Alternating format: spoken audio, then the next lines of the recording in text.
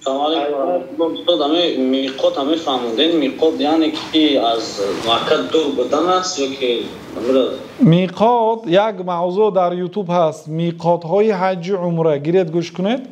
میقات یک گویم ساده کرده گویم تریتوریا یا سرحد که از همونجا به نیت حج و عمره به لباس مخصوص با یک حالت مخصوص در آمدن به مکه حرام است. این است سبب تسمیه حرم. برای چی الله تعالی شهر مکه را حرام نامید؟ سبحان الذي اسرى بعبده لیلا من المسجد الحرام. پاک است آن اللهی که بنده خود را شبانه از مسجد حرام به سوی بیت المقدس سیر شبانه کنانید. شهر مکه شهر حرام است. برای چی؟ برای اینکه بسیار کارهایی که به دیگر شهرها حلال است، به کانی بادام اگر رفتنی شوید تمام لباس که خواهید در آمده روید، برای اینکه شهر حلال است. لیکن به مکه نه، حرام است به لباس عادی در آمدن.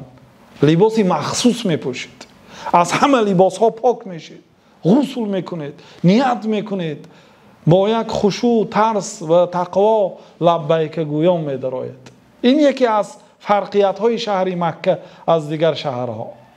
همون میقات ها پیامبر صلی الله علیه و سلم برای حاجی هایی که از دور و نزدیک می آیند میقات گذاشتن. یعنی مردم غالبا به همین 5 راه واردی مکه می شدند. 5 درآمدگاهی مکه، 5 راهی که به واسطه همون راه ها به مکه می بیایند.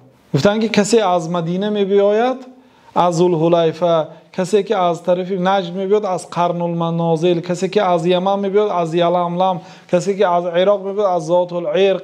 از همین جاها نیت کرده احرام بسته لبیک گویان درآید. گفتن بعد گفتن که هن لهن ولمن اتى علیهن من غیر اهلهن. این میقات ها برای اهل این شهرها هست، یعنی مدینه و یمن و عراق و نجد برای این شهرها هست. ولمن اتى علیهن، و برای آنهایی که به واسطه همین راه ها میبیایند خودشون از دیگر کشور هستند. این معجزه پیامبر صلی الله علیه و سلم است که سالی که این سخن گفتن مسلمان ها در جزیره عرب بودند، لیکن پیامبر صلی الله علیه و سلم گفتن که این میقات ها برای اهل این شهرها هست و برای آنهایی که به واسطه این شهرها وارد مکه میشوند و خودشون از دیگر کشور هستند. ببینید، یعنی اشاره به تمام مشرق و مغرب، به تمام دنیا اشاره کردن که مردم حالا به زیارت این خانه از تمام گوشه و کنار دنیا می آیند.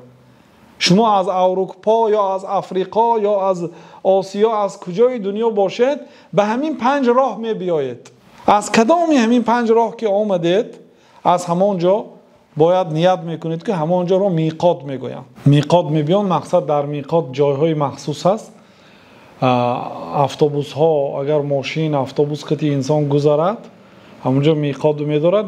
در میقات جای برای غسل هست، جای برای طهارت هست، مسجد هست، بازارها هست برای خریدن احرام هست. این چیزا بی پول، یعنی مقصد بی پول به معنای غسل کردن بی پول. برادر سوال داشتین؟ فهمو برادر؟ بله، جزاکم الله خیر.